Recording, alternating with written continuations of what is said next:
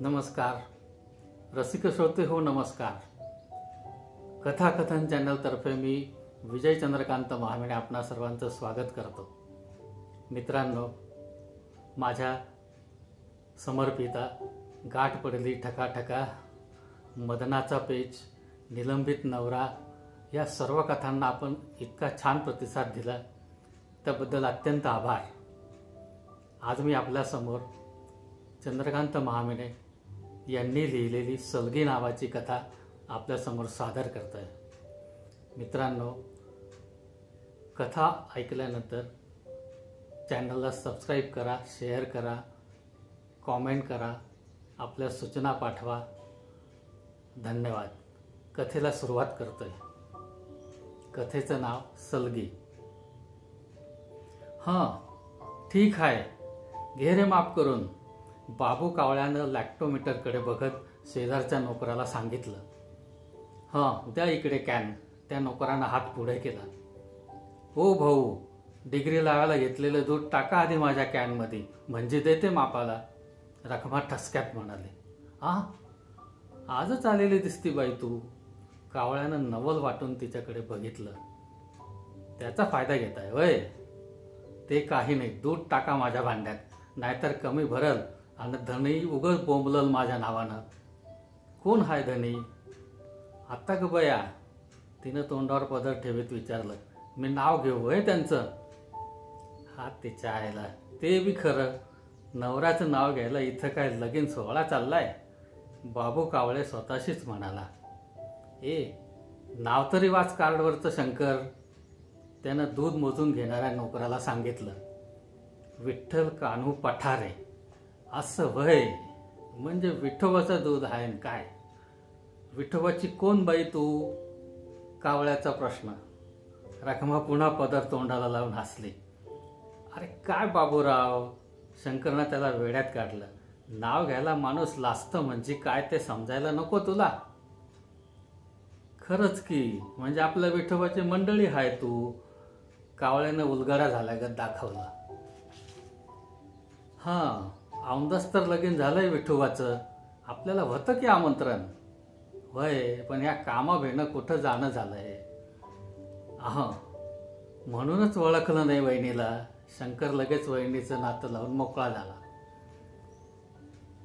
पेरणा खोरे सहकारी दूध उत्पादक संघ या संस्थेच्या रामपुरातील दूध संकलन केंद्रात हा संवाद झडत होता।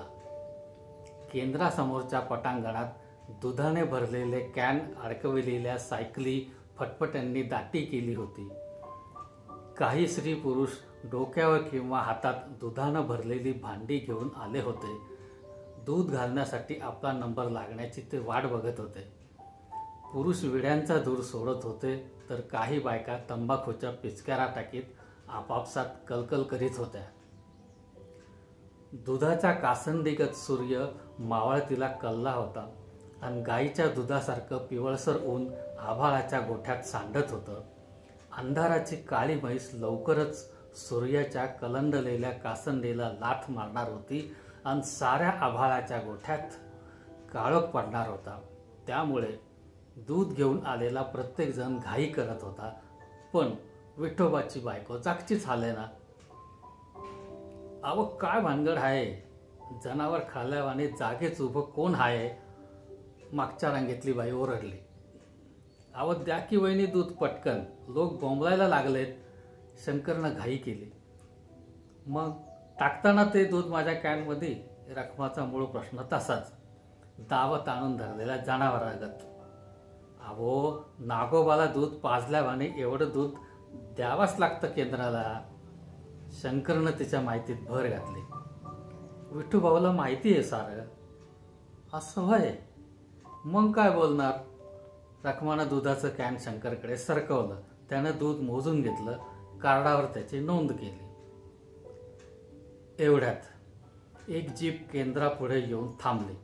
तिचा आवाज ऐकताच शंकर कावळ्याच्या कानाशी लागला। दादासाहेबाच्या घरचं दूध आलं बरं का, आता तुझ्या डिग्रीला मिरगीचा झटका येईल। बरं बरं, तुझं काम कर गपचूप, कावळ्यानं सुनावलं। दूध संघाचे संचालक दादासाहेब कोळकर यांचा जीप ड्रायव्हर खाली उतरला. पाठीमागे जाऊन त्यानं गाडीत बसलेल्या गाड्याला दुधाचे कॅन उतरवण्यास मदत केली. तेवढ्यात खुद्द दादासाहेब जीपमधून उतरल्याचं कावळ्याच्या बेरक्या नजरेनं टिपलं. शंकर, सावध हं, दादासाहेब आलेत. पांढऱ्या स्वच्छ कडक इस्त्रीच्या पायजमा शर्टातले नि डोक्यावरील केसांचा वाकडा भांग पाडलेले दादासाहेब कावळेकडे येऊ लागले. त्यांच्या चालण्यात 25ची रग दिसली. रखमा रिकामं कॅन घेऊन परतली. दोघांची गाठ समोरासमोर झाली. रखमानं पटकन पदर सावरून मान खाली घातली आणि ती बाजूला होऊन जाऊ लागली. अरेच्छा, तुमच्यावर पाळी आली वहिनी केंद्रावर यायची. दादासाहेबांनी नवल वाटल्याचं दाखवलं. वय, हे गेलेत गावाला. बराबर आहे, आता तुम्हीच आल्यात. हा झाला मोकळा गावागाव भटकायला, दावा सोडलेला खोंडागत. रखमानं तोंडाला पदर लावला.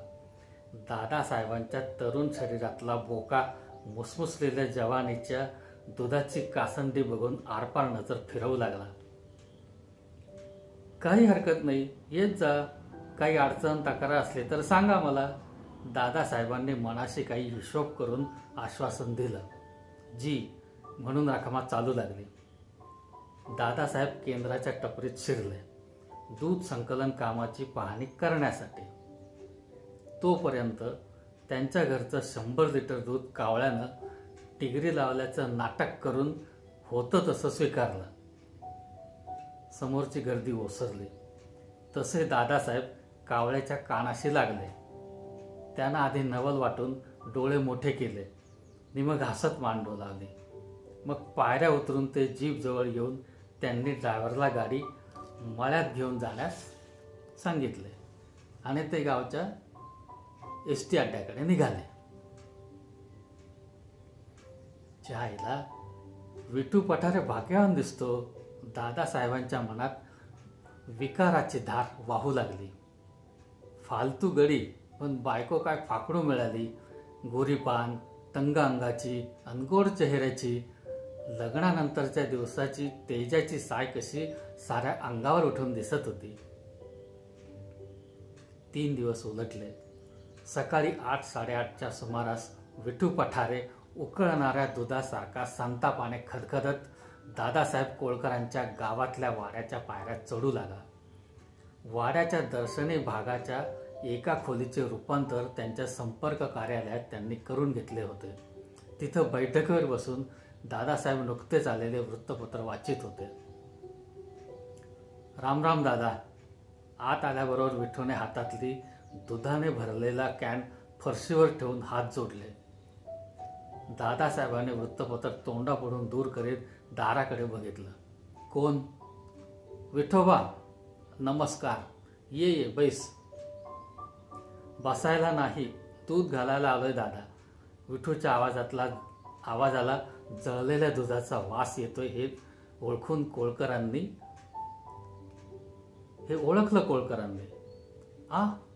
दूध घालायला? ते तर केंद्रावर न्यायचं. का लग्न झाल्यावर बाव चढलास? दादासाहेब हसले. पुढे म्हणाले, बरोबर आहे म्हणा. रात्रभर जागरण होत असेल सध्या. पुन्हा पहाटेच जनावर पिळायला उठावं लागत असेल. अर्धवट झोपेत वाट चुकला ना? वाट कशी चुकल? मुद्दाम आलोय.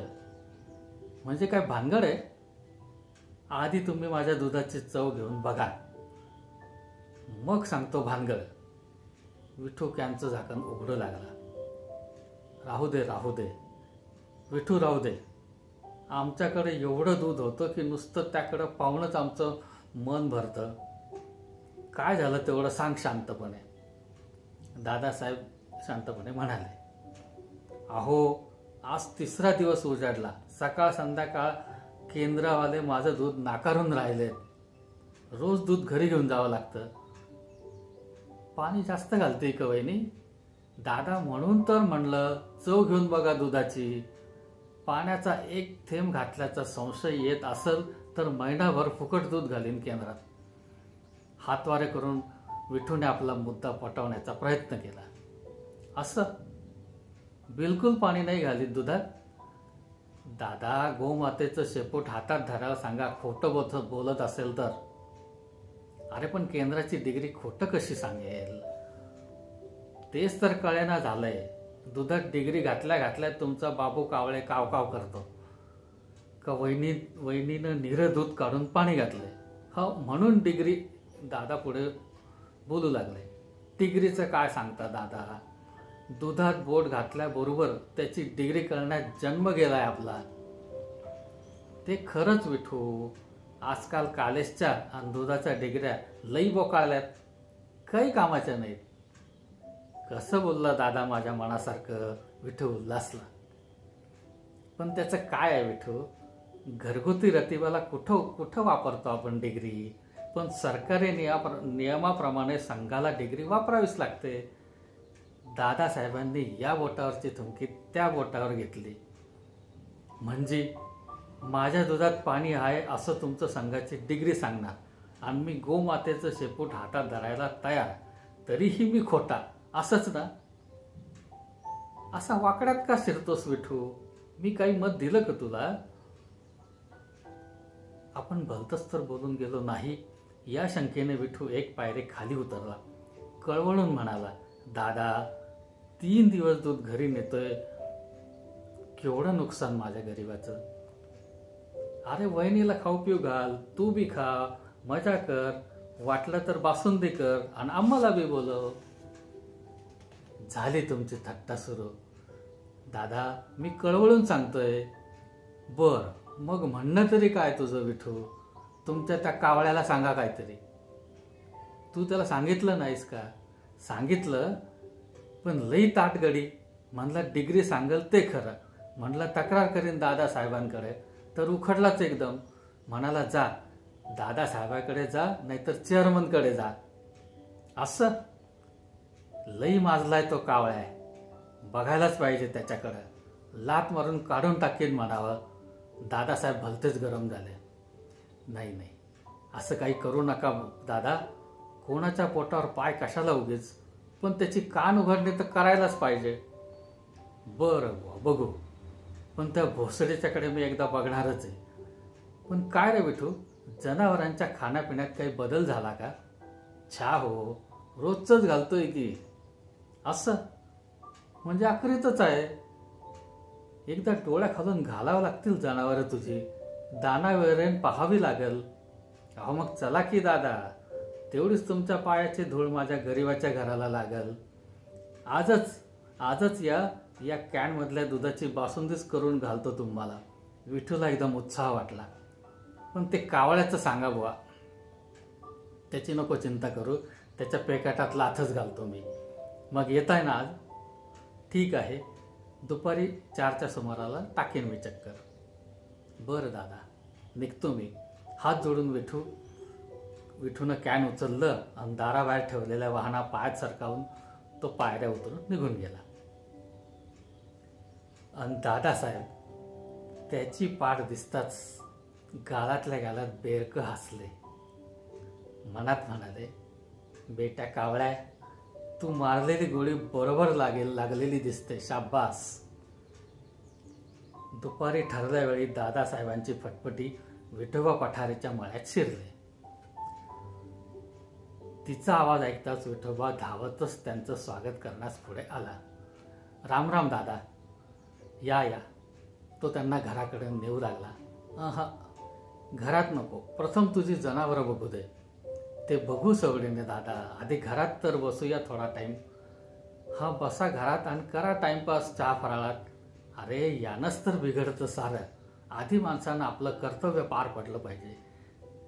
दादासाहेबांचं बोलणं ऐकून विठूचा त्यांच्याविषयीचा आदर आणखी वाढला. किती मोठा माणूस, पण आल्या आल्या कामाला लागू पाहतो असं म्हणतात दादा. मग अरे आपल्या संघाच्या सभासदाचं दूध सतत 3 दिवस नाकारलं जातंय म्हणजे काय? माझ्या मनाला भोकं पडली, भोकं. किती वाईट वाटतं म्हणून सांगू. शेवटी तू काय आणि मी काय, एकच दूध संघाच्या आपण सभासद ना. सभासदाचं नुकसान म्हणजे पर्यायानं संस्थेचं नुकसान नाही का? खरंय दादा, किती बारीक विचार करता तुम्ही. त्याच्याशिवाय का आपला संघ भरभराटीला आलाय? चल बरं, आधी कामाचं बघूया. दोघंही समोरच्या गोठ्याकडे गेले. तिथं 2 गावठी गाया बांधलेल्या आढळल्या. बाजूला गवत, वैरणीची गंजी होती. मोठा जुन्या पद्धतीचा म्हणजे उसाच्या पाचटाने साकारलेली झोपडी आणि रोवलेल्या खुट्ट्या, शेण मूत्र यांनी घाण झालेली झोपडी. विठू, गोठा आपल्या जुन्या जमान्यातलाच आहे की. अरे सुधारलेल्या पद्धतीने बांधला पाहिजे गोठा. आणि तुझी जनावरं म्हणजे गावठी गाई किती दूध देत असतील? हाय असं हाय दादा, मिळतं पोटापुरतं. हे असं म्हणतोस होय? वहिनी राबत असतील गोठ्यात? हा, आम्ही दोघं बी. मला तर काही वावगं दिसत नाही विठू, पण संस्थेच्या डॉक्टरला सांगतो मी तुझी जनावरं एकदा तपासायला. तुम्ही सांगाल तसं दादा. पण त्याच्या आधी तो बाबू कावळे. अरे बरी आठवण काढलीस. इकडे येता येता त्याला चांगला भोसडला मी. आता कसं नाकारतो दूध ते बघू. बोलत बोलत दोघे जण घरात आले. विठूनं पटकन सतरंजी अंथरली. तोवर दादासाहेबांनी आसन मांडलं. दादासाहेब आलेत. बासुंदी घेऊन ये ग, विठूनं रखमाला सांगितलं. काय रे हे विठू? अरे मी आपलं गमतीनं तुला म्हणालो होतो. तू खरंच केली की काय बासुंदी? केली ना दादा. बघा तुमच्या वहिनीच्या हाताला कशी चव आहे ते. हां, तिच्या हातालाच काय सगळ्या अंगालाच दादासाहेबांच्या मनातला बोका गुरगुरला. असं म्हणूनच लग्नानंतर तुझी तब्येत सुधारलेली दिसते असं? मला तर माझी तब्येत पहिली होती तशीच वाटते दादा. ती वहिनीला विचार, माझं खोटं वाटत असेल तर. पाण्याचा तांब्या घेऊन आलेल्या रखमाकडे बघत दादासाहेबांनी तिची साक्ष काढली. काय वहिनी, खरं आहे ना माझं म्हणणं? अहो मी बी तेच म्हणले त्यांना, तर तक्रार करतात की लगीन झाल्यापासून मी हडकलोय म्हणून. डोक्यावर ठीकठाक पदर घेत रखमा उत्तरले. हां, जागरण नका करू जास्त. यावर दोघं बी मनमोकळे हसले. रखमानं पळ काढला आणि बासुंदी भरलेले पेले विठूने समोर आणून ठेवले. घ्या दादा, विठूने आग्रह केला. अरे हे काय, काठोकाठ भरलाय पेला. एवढं पचवणं कठीण रे विठू. छा, एवढ्याने काय होतंय? आपल्या तर आणखी एक आणायचं आहे. अरे काय खोळा की काय विठू? 2 पेले पचवायला मी काय तरुण आहे तुझ्यासारखा? काय बोलता दादा, तुम्ही मी एकाच सिनाचे. उलट माझ्या 2 बायकांचा संसार पहिली गेली मरून म्हणून या रखमाशी जमवलं. आणि मध्ये माझी लई रखडपत्ती झाली हो. हां, म्हणून आता 2-2 पेले बासुंदी खाऊन भरून काढतं काय? बरं घ्या, तुम्हाला जमल तेवढी. दादासाहेबांनी पेला तोंडाला लावून घोडभर बासुंदी पोटात रिचवली आणि समाधानानं उद्गारले, वा वा वहिनी, काय मस्त आहे. काय मस्त आहे दादा? रखमानं मधल्या दारातून खट्टाळपणे विचारलं. बासुंदी हो. मग मी म्हणतो काय दादा, लय सुगरण आहे ही. विठूनं अभिमानानं म्हटलं आणि रखमाच्या अंगावर मुठभर मांस चढलं. छान छान. अधूनमधून वहिनीच्या सुगरणपणाची चव घेतली पाहिजे. मग येत जावा की दादा. काय ग रखमा? विठूनं बायकोला विचारलं. ए बया, मला तर आनंदच वाटेल यांना खाऊ पिऊ घालायला. हां, मग हरकत नाही. समाधानाचा ढेकर देत दादासाहेबांनी रखमाकडे बघितलं. मग कसा काय वाटला गोठा? रखमानं विचारलं. खरं सांगू वहिनी, या 2 गावठी काय कामाच्या? ह्या 2 गावठी गायी काय कामाच्या? असं नका म्हणू दादा, विठूनं म्हटलं. पोटापुरतं देतात त्या, ते खरं. पण आता तुझ्या मागं आणखी एक पोट लागलं. पुढं मागं 2चे 3-4 होतील. दारात उभ्या राहिलेल्या रखमानं लाजून घेतलं. मग काय करावं म्हणता दादा? कमीत कमी 2 जर्सी गाई घे तू. दादासाहेबांचा सल्ला. कसं बोलला दादा, माझ्या मनासारखं. रखमानं बोलण्यात भाग घेतला. लगीन झाल्यापासून मी हेच सांगते यांना, शाब्बास वहिनी, म्हणजे माझ्या आधी तुम्हीच सुचवलं तरी गडी गप्पच. अरे दुधाचे पाट वाहतील घरादारात आणि लक्ष्मी नांदेल इथे. वहिनीच्या अंगावर 4 तोळे सोनं येईल. आहेस कुठे तू? पण पैका नको का दादा? आणायचा कुठून? मग दादासाहेबासारखी माणसं काय कामाची? रखमानं नवऱ्याला विचारलं. दादाचा काय संबंध याच्यात? त्यांना कशाला वजा आपलं? विठून रखमाला विचारलं. अहो गावची पुढारी माणसं, मी ह्या गावची नसली तरी शिवाची आहे. त्यांचं नाव ऐकून आहे, काहीतरी करतील ते आपल्यासाठी. अरेच्छा, दादासाहेबांना नवल वाटलं. आपण योजलेली कल्पना रखमास पुढे रेटते. हरखून ते म्हणाले, बरोबर वहिनी, मग आमच्या पुढारीपणाचा उपयोग काय?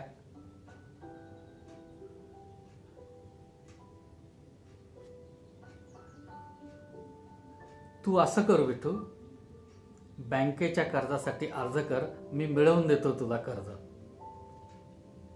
मला जामीन कोण राहणार दादा? मी असा फाटका. का बरं?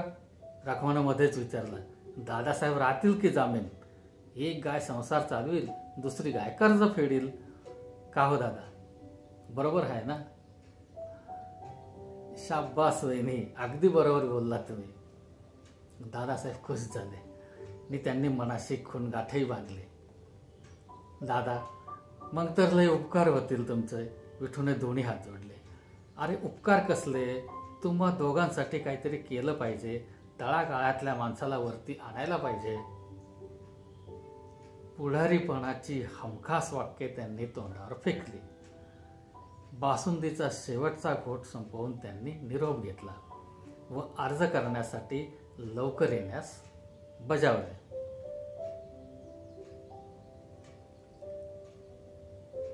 संध्याकाळचं दूध गोळा करून झालं. कॅन भरभरून दूध ट्रकमध्ये चढविलं गेलं. रामपूरपासून 5 किलोमीटर अंतरावरच्या शीतकरण केंद्राकडे ट्रकची वाटचाल सुरू झाली.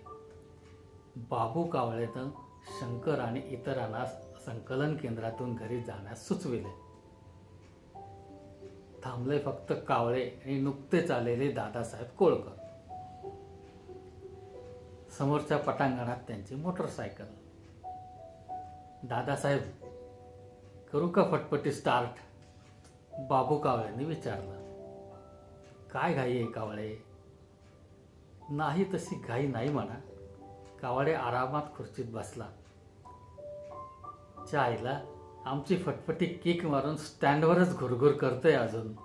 अहो मग ओढा स्टँड मारा अंगाडीवर म्हणजे पळेल आपोआप. एवढं सोपं वाटत नाही कावळे.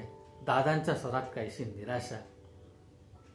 म्हणजे कोणत्या गाडीबद्दल बोलतायत? कावळ्यानं वेळ पांघरून पेडगावला जाणं केलं. चायला जसं तुला कळतच नाही. दादांचा वैताग. असं म्हणजे आलं टाळक्यात.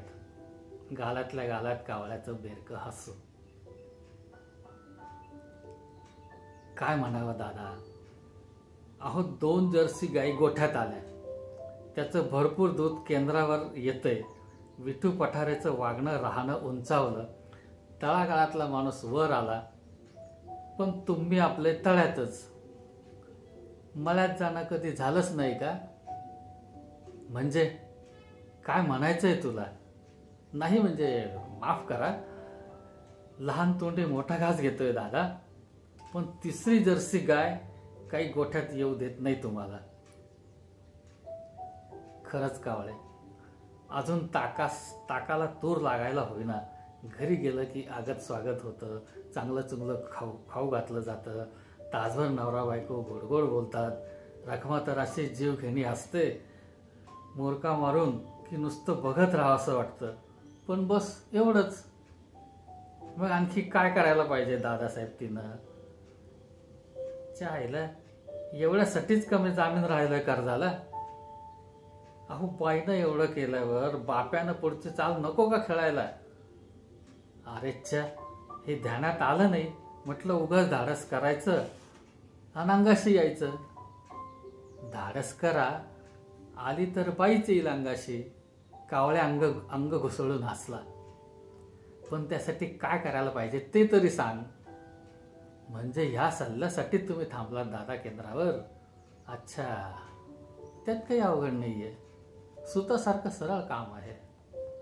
कावळ्या, काव काव नको उगीच, उपाय सांग. हो, त्या विठोबाला बाहेर काढा. तिथंच तर घोडं पेंड खातं. अंड्यावर बसवलेला कोंबडीवाणी तो सतत त्या गोठ्यातल्या शेणामुतात लोळत असतो. त्याला बाहेर काढायचा कसा? दादा, आपल्या दूध संघाच्या सभासदांमध्ये शैक्षणिक जागृती घडवून आणण्याची योजना आपण आखावी, बाबू कावळे गंभीरपणे म्हणाला. कावळे, दारूसारखं दूध चढलं का काय तुला? मी विचारतो काय आणि तू बडबडतोस काय? ही कोण जागृती आणली धरून? दादांचा चिडका प्रश्न. मूळ विषयासाठी तरच ही योजना आहे दादा. असं सांग बरं समजावून. अहो, संघाचे कितीतरी सभासद सही निशाने अंगठे बहादर आहेत. अजून त्यांना लिहिता वाचता येणं आवश्यक आहे. म्हणून आपण सभासदांसाठी प्रौढ शिक्षण वर्ग चालवायचा रात्रीचा. असं आणि पुढारी पण सोडून मी त्या वर्गाचा गुरुजी होय? छे, तुम्हाला नाही जमायचं दादा. पुढारी पण करणं इतकं सोपं नाहीये शिकवणं. कावळ्यानं चिमटा काढला. काय काय बडबडतोस कावळे? दादाला चिमटा बसला. अहो, पुढारी व्हायला शैक्षणिक लायकी लागत नाही, पण गुरुजी व्हायचं तर निदान D.Ed तरी व्हायला पाहिजे. जाऊ दे चायला, कामाचं बोलूया. दादांची माघार. कारण ते गावच्या हायस्कुलात SSC पर्यंत गेले होते आणि पुढं गाडी अडली होती नापासाच्या खड्ड्यात. रात्रीच्या प्रौढ शिक्षणाच्या वर्गात विठू पठारे मांडीवर घेईल लिहिण्याची पाटी आणि त्याच वेळी तुमच्या मांडीवर. त्याने वाक्य अर्धवट सोडलं. आयडिया भारी आहे कावळे, दादांची कबुली. मग डोकं कोणाचं आहे दादा? पण लेका, शिकविल कोण ह्या वर्गाला? सरकारनं सांगितल्याशिवाय गावच्या शाळेचे गुरुजी डुंकून बघणार नाहीत. हां, हे मात्र खरं. आजकाल गुरुजी लोक सुद्धा लई पॉलिटिकल झालेत. मग तू आहेस की कावळे? हां, काय सांगताय दादा? हां, तुझं इथलं काम आटोपलं का घरी जाऊन भाकरी खाऊन यायचं आणि ह्या केंद्रातच प्रौढ वर्ग चालवायचा तू. दादासाहेबांनी आदेशात्मक आवाजात सांगितलं. म्हणजे हे बरं आहे का दादा? पाटील लग्न करा म्हणून सुचवलं तर तूच बायको हो, असंच झालं म्हणायचं की? कावळ्यानं उपरणं झटकण्याचा प्रयत्न केला. मी एकदा सांगितलं म्हणजे सांगितलं, त्यात बदल नाही. अहो पण माझी लायकी ती काय दादा? फायनल परीक्षा पास, तेवढं बस. इथं कुठं खरं शिकवायचंय आपल्याला? हां, तेही खरंय म्हणा. पण दादा, कावळे थोडासा थांबला. याची अलग मजुरी मिळाली पाहिजे मला. म्हणजे आधी ठरलेलं बरं. डिग्री लावायला बाजूला काढून घेतलेलं दूध स्वतःच्या कॅनमध्ये ओततो, त्यात पाणी घालून रोज 4 लिटर दुधाचा रतीब केंद्रात घालतो आणि ऑन मनी काढतो. हे नाही मला आधी विचारून ठरवलं. दादासाहेबांनी नागोबाच्या मस्तकावर काठी मारली. करतो दादा, तुम्ही सांगाल ते काम करतो मी. कावळे बिनशर्त तयार झाला. दुसऱ्या दिवशी दादासाहेब विठोबाच्या घरी आले. दादा, हे तुम्ही तर बेचक्यात धरल्यावाने करताय. विठू पठारे हवालदिल झाला होता. एवढा जलम गेला, कधी पाटी पेन्सिल हातात धरली नाही आणि आता वो कसं शिकायचंय ते मला काही सांगू नको. माणसानं मनावर घेतलं की जमतं आपोआप. आणि मी कधी वाईट सल्ला दिला का? काय वहिनी, खरं की नाही? छा, तसं कधी म्हणलो आम्ही दादा? आपले कान धरीत विठू म्हणाला. अहो, तुमच्या मदतीनंच माझ्या घरात लक्ष्मीचा हात फिरायला लागला. मग आता पुढचं पाऊल. त्याशिवाय तळागाळातला माणूस वर नाही येणार. तुम्ही दोघंही नवरा बायको आलं पाहिजे प्रौढ शिक्षण वर्गाला. नाही हो दादा, मला नाही जमायचं. रखमानं लगेच विरोध दाखविला. माझ्या जनावरांकडे कोण पाहिल, आम्ही दोघं बी आलो तर. हां, ही अडचण आहे खरी. मग असं करा, आधी येईल विठू, त्याचा वर्ग पूर्ण झाला की मग वहिनीचा नंबर. मग काही हरकत नाही दादा, हे येतील शिकायला. विठूच्या ऐवजी रखमानं संमती देऊन टाकली. शाबास, जायचं मला आणि तूच वय म्हणती. विठू कावला. अहो, आपल्या भल्याचंच सांगताय दादा, त्यांचं ऐकायला नको. प्रौढ शिक्षण वर्गात जाण्याशिवाय गत्यंतर नव्हतं. बरं बुवा, आता तुम्ही म्हणताच तर करतो तयारी.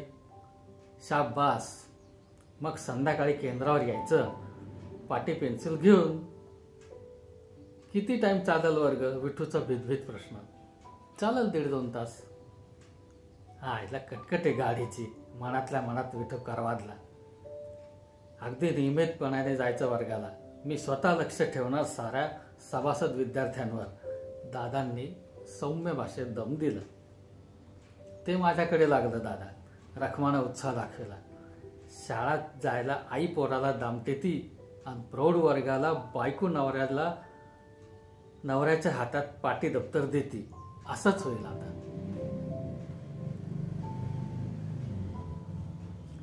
प्रौढ शिक्षण वर्ग एकदाचा सुरू झाला. विठूप्रमाणे बऱ्याच सभासदांनी आडेवेडे घेतले, पण केंद्रात जाणाऱ्या त्यांच्या दुधात संघाची डिग्री आडवी यायची ना. त्यामुळे 15 विद्यार्थ्यांची पहिली तुकडी सुरू करण्यात दादांना यश आले. वर्ग सुरू झाला आणि दादांची फटफटी विठूच्या मळ्यात शिरली. तशी रखमा दारात आली. या या या दादा या, तिनं हसून स्वागत केलं.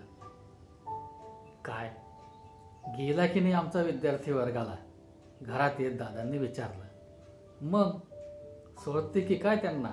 रात्रीचं जेव घातलं का लगेच पाटी दप्तर हातात देते मी. छान, अशी जिद्द पाहिजे माणसाची. दादांचा शेरा.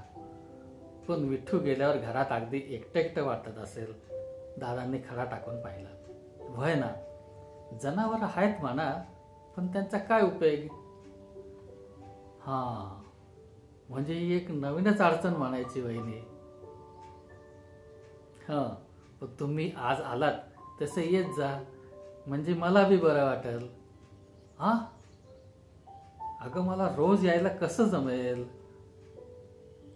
माणसाची जिद्द असली म्हणजे जमतं, असं तुम्हीच म्हणला ना दादा. रखमानं शब्दात पकडला. तेही खरं म्हणा, आणि जिद्दीपायी तर तुम्ही प्रौढ वर्ग सुरू केला ना. रखमा मनमोकळं असले. तेही खरं म्हणा. काय म्हणता बहिणी? दादासाहेबांनी नवलानं विचारलं. अरे, हिला आपला हेतू कळला की काय? वहिनीचं नातं राहू द्या आता दादा, असं म्हणते रखमा. दादा त्याच्याजवळ जाऊ लागले. आज लई उशीर केला तुम्ही. त्यांचा यायचा टाइम झाला. उद्या विद्यार्थी वर्गात आणि तुम्ही घरात, असं म्हणते रखमा. उद्या त्या कावळ्याला सांगतो 2 तास सोडू नको वर्ग. ते येतील मग आता दादा. रखमानं आठवण करून दिली. ही आपल्याला जायला सांगण्याची सूचना आहे हे ओळखून दादासाहेबांनी कारता पाय घेतला. वाटेत ते सारखा स्वतःला दोष देत होते. जरा आधी जायला पाहिजे होतं. उगीच उशीर केला आणि आज 14 ढकललं. आज कोणीही घरी लवकर जाण्याची सबब सांगायची नाही. पूर्ण वेळ झाल्याशिवाय सुट्टी नाही. दादासाहेब स्वतः भेट देणार आहेत आज आपल्या वर्गाला. बाबू कावळेनं विद्यार्थ्यांना दम भरला. कारण रोज कोणी ना कोणी काहीतरी कारण सांगून वर्गातून सटकायचा. पण आज वरून सक्त ताकीद आली होती. विठूला मुळीच लवकर सोडायचं नाही. पण हा हुकूम केवळ त्याच्यावर बजावणं बरं दिसणार नाही, म्हणून कावळेनं साऱ्या वर्गालाच वेठीला धरलं. काय पान बिडी तंबाखू खायचं ते खाऊन घ्या, मग दादासाहेबांच्या समोर तमाशा नको उगीच. आणखी थोडा वेळ कावळेनं सबब काढले. पान तंबाखूच्या पिचकाऱ्या मारून आणि विड्या ओढून झाल्यावर विद्यार्थी वर्गात बसले. हां, आज आपल्याला गची बाराखडी शिकायची. कावळ्यानं हातात खडू धरून सुरुवात केली.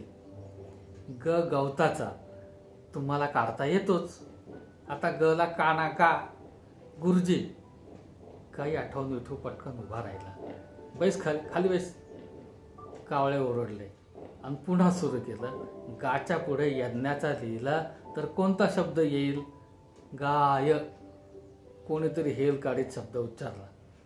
शाबास, म्हणजे तुमच्या गोठ्यातली गाय तुम्हाला लिहिता येईल. कावळ्यानं विद्यार्थ्यांना गोठ्यात आणलं. तेच म्हणतोय मी गुरुजी. विठू उभा राहून पुन्हा म्हणाला. काय? अहो, ग वरून गवताची आणि गा वरून गाय आठवली मला. बरं, मग मी दुसरं काय सांगितलं? अहो, पण मी इकडे यायच्या गायीत गोठ्यातल्या गायींना गवत घालायचं विसरलो की. त्यांना उपाशी ठेवलं तर वरटेल त्या आणि उद्या दूध बी कमी निघल. वर्ग संपल्यावर घाल भरपूर गवत. पैसा आता. छा छा, मुकी जनावरं बिचारी. त्यांना टाईमशेर खाऊ घातलं नाही तर पाप लागल मला. गुरुजी, मला आता जाऊ द्या. विठू पाटी हातात घेऊन जाण्याच्या तयारीत. छे भलतच, बैस खाली. वर्गाची शिस्त पाळलीच पाहिजे. दादासाहेब भेट देतील आता. कावळे बिचकला. पण गुरुजी, मुकी जनावरं हो. पोटात तुटत माझ्या. विठू कळवाळा येऊन म्हणाला. बैस म्हणतोय ना. कावळ्यानं आवाज चढविला. बरं गुरुजी, म्हणून विठूनं बसून घेतलं आणि कावळ्यानं गाय शब्द लिहिण्यासाठी फळ्याकडे तोंड केलं आणि झटक्यात विठू वर्गाबाहेर पळाला. गुरुजी, विठू पठारे पळाला. कोणीतरी म्हणताच कावळ्याची कढी पातळ झाली. अरे धरा धरा धरा त्याला. तो ओरडला आणि 4-6 विद्यार्थ्यांच्या बरोबर तोही विठूच्या मागे पळाला. विठू पुढे आणि कावळेसह 4-6 जण मागे. पण काही वेळात त्याने बघितलं आपण एकटेच विठूच्या मागे पळतो आहोत. बाकीचे सारे जण घरोघर पळून गेले. बाप रे, कावळ्याच्या गोट्या कपाळात गेलाय. कसंही करून विठूला रस्त्यात अडवलंच पाहिजे. जीव खाऊन तो पळू लागला. बरं झालं बाई, तुम्ही टायमावर आलात. फटफटीचा आवाज ऐकताच रखमा दारात येऊन हसत म्हणाले. आज दिवसभर चैनच पडत नव्हतं मला. का बरं? आता का बरं विचारता दादा? हे बी सांगायला पाहिजे. तुझं तोंडून ऐकलं म्हणजे बरं वाटेल मला जीवाला. दादा घराची एक एक पायरी चढताना खुलू लागले. छा, बाई माणूस काय बोलून दाखवितं. ओळखून घ्यायचं असतं ज्यानं त्यानं. माझी तुझ्यासारखीच अवस्था झाली दिवसभर. म्हणून तर तिकडे वर्ग भरल्याबरोबर मी धावत आलो. तेवढ्यात गोठ्यातून गाईचा जोरदार हंबरडा ऐकू आला. काय झालं बाई? रखमा एकदम बिचकली. दादा बसा, मी जाऊन येते गोठ्यात. त्यांच्या होकार नकारासाठी न थांबता रखमा गोठ्याकडे धावली. दादासाहेब जागच्या जागी जिभल्या चाटत बसले. बराच वेळ झाला तरी रखमा गोठ्यातून बाहेर येईना. दादासाहेब घरात घड्याळाकडे बघू लागले. प्रत्येक मिनिट महत्वाचा होता. आईचं गावडं. भलत्याच वेळी ओरडायला काय झालं त्या जनावराला. त्यांच्या जीवाची नुसती उलघाल सुरू झाली. तेवढ्यात रखमा दारात आले. दादा, यांना बोलावं लागतं आता. हा, अशा भलत्या वेळी? काय झालं गाईला? शिनिक येऊन त्यांनी विचारलं. अहो, तुमच्या या वर्गाच्या गडबडीत यांनी एक जर्सी गाय पिळलीच नाही. तिच्या कासेतून दूध ठिपकतंय. तिला वजच सहन होईना. मला तर काय जर्सी पिळता येत नाही. त्यांनाच बोलवावं लागेल. छे, अशा भलत्या वेळी मग मी कशाला आलो इथं? व्हय ना. पण हे आमचे धानरट हुरळल्या मेंढीवानी गाय पिळायचं विसरून गेले वर्गाला निघून. चल, मी पिळतो गाय तुझी. हे मध्येच आलेलं झेंगट झटपट आटपून घेण्याच्या इराद्यानं दादासाहेब उठले. छा, दादा, तुम्ही एवढी मोठी माणसं आणि आमची गाय पिळणार? नको गो बाई, मी पिळते तुमच्याऐवजी, पण लय उशीर होईल. म्हणूनच म्हणतो मी पिळतो. आत भांडं ताबडतोब दादासाहेबांनी घाई सुरू केली. पण पण दादा, मला हे बरं नाही दिसत. रखमा, तू आधी बादली आण. रखमा बादली घेऊन आली. ती हिसकावून घेऊन दादा गोठ्यात शिरले. हां हां, तीच गाय. रखमानं दाराच्या गोठ्याच्या दारातूनच सांगितलं व ती बाहेरून उभी राहिली. गावाकडे जाणाऱ्या वाटेला न्याहाळीत, पण अंधारात वाट धड दिसत नव्हती. तिचा ऊर धडधडत होता आणि विठू पुढे नि कावळे मागे मळ्यात येताना दिसताच तिला गोठ्यापुढच्या विजेच्या उजेडात दिसले. तिचा चेहरा दिव्यासारखा उजळला. गोठ्याच्या अंगणात कावळेनं विठूची मानगोट धरली. चल, फिर मागे विठू. जोराने श्वास घेत कावळे कसाबसा म्हणाला. अरे अरे, माझ्या गाईला गवत. विठूही म्हणाला. आई ग. अचानक गोठ्यातून किंकाळी ऐकू आली. लगेच विठूची मानगट कावळ्याच्या हातातून सुटली. विठू गोठ्यात धावला. कावळे संभ्रमित होऊन गोठ्याकडे बघत राहिला. थोड्याच वेळात शेणमुताने लिडबिडलेल्या आणि तोंडातून रक्त वाहणाऱ्या दादासाहेबांना हाताशी धरून विठू गोठ्याबाहेर आला. दिव्याच्या उजेडात आल्याबरोबर दादांची मान खाली वळली. कोण? दादा? आणि तुम्ही गोठ्यात? पण त्यांना दादांना बोलताच येईना. घाणेरड्या हातांनी त्यांनी हनुवटी दाबून धरली. अहो, तुम्ही वर्गात गेला होता का हे बघायला आलते दादा. तुम्ही धांदरट. वर्गाच्या नादात एक गाय पिळायचं इसरले. त्यांना गायची अवघडली अवस्था बघवली नाही. त्यांनीच गाय पिळायचं मनावर घेतलं आणि तिनं लाथ मारली वाटतं. कावळे झटकन दादांकडे आला. अरे रे दादा, पुढचे 2 दात गायब झाले की. असं चायला त्या गावडीच्या विठून रागानं शिवी हासडली. दादा, लई 12 टिकलीचं जनावर आहे ते. मलाच फक्त जवळ येऊ देते ती गाय. चला चला घरात, कापडं बदला आणि दवाखान्यात चला. रखमा घरात धावली. नवऱ्याचं धोतरणी बंडी काढून आणली. विठूनं विहिरीतून 2 बादल्या पाणी काढून दादाच्या अंगावर ओतल्या. दादासाहेबांनी कपडे बदलले, पण घरात शिरण्याऐवजी त्यांनी कावळेला खुणावलं. चावी त्याच्याकडे देऊन फटफटी सुरू करायला सांगितलं, तेही खुणेनेच. कावळेनं गाडी सुरू केली आणि तो स्वार झाला. दादासाहेब विठू रखमाचा निरोपही न घेता कावळेच्या पाठीमागे गाडीवर बसले. मळ्यातून बाहेर पडता पडता कावळेनं दादासाहेबांची फिरकी घेतली. दादा, मुकी गाय जिथं मालका बिगर दुसऱ्याला सलगी करू देत नाही, तिथं तर बोलती बाई.